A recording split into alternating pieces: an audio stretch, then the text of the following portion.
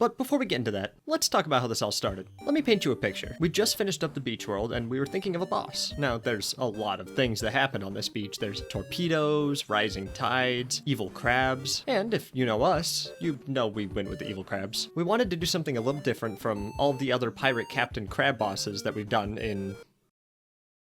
Wow, we really just keep making crabs. So while brainstorming, the idea came up for multiple crabs. An army, if you will. And then we thought, why not just make a militarized crab group with a tank?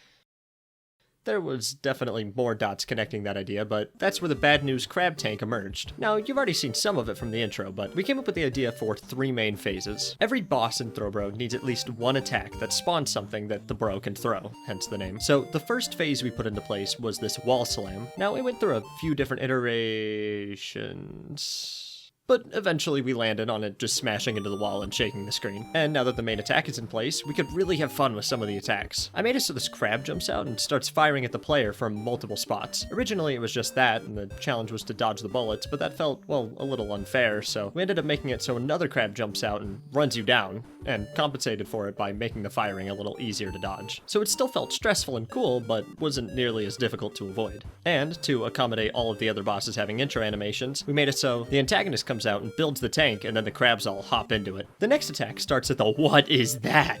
Yeah, don't ask where this idea came from, but it just expands the launcher at the front and fires this big bullet that you have to dodge over. I debated making it so this would also spawn a block to throw, but decided it made it a little too easy. And then after doing that a few times, you finally beat the tank and the crabs abandon ship and head for new land. And finally, you're safe from the, nope, never mind. The water's rising now and you have to do a bunch of platforming or get taken out by super dangerous water because Throwbro cannot swim. I thought it would be fun to implement the water from the beach to kind of tie the boss more into the world that it's featured in. So after doing your platforming, you make it to the top triumphant and finally safe. Boring. Where's the cyber crab?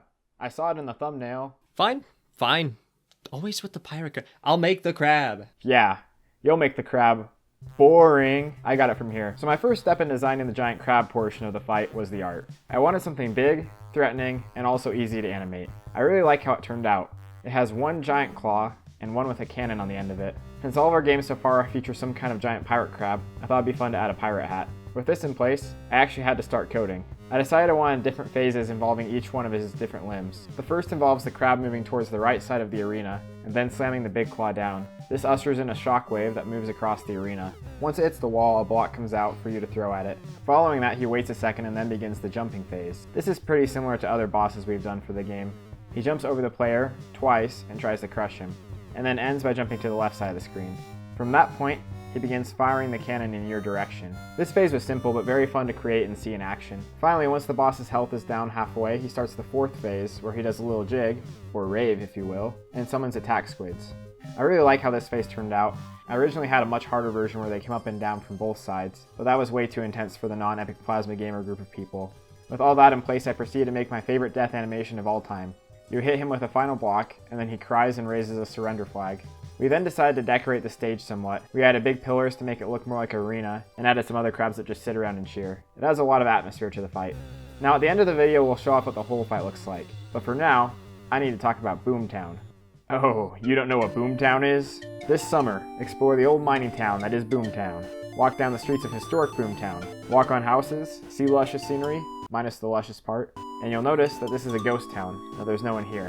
That's because none of them were Epic Plasma Gamers. Wait, you don't know what an Epic Plasma Gamer is? Well, strap me to dynamite and call me. Luckily for you, you can become an Epic Plasma Gamer today by hitting that sweet subscribe button and joining the Discord. Now back to Boomtown. I had this idea for the desert world of an old western town that you can platform around. It mainly features these javelin launchers throughout the level, but it also combines them with previously established mechanics. I love this part of the level where it opens up and you get to walk through the town while avoiding tumbleweeds and jumping on buildings. It all ends with jumping through an old ruins and trying to avoid spears. I'm really happy with how Throwbro is coming along. Stay tuned for the next style vlog where we will likely be finishing off the desert world and creating another new boss. In the meantime, enjoy this footage of the completed boss battle along with an epic boss theme I wrote.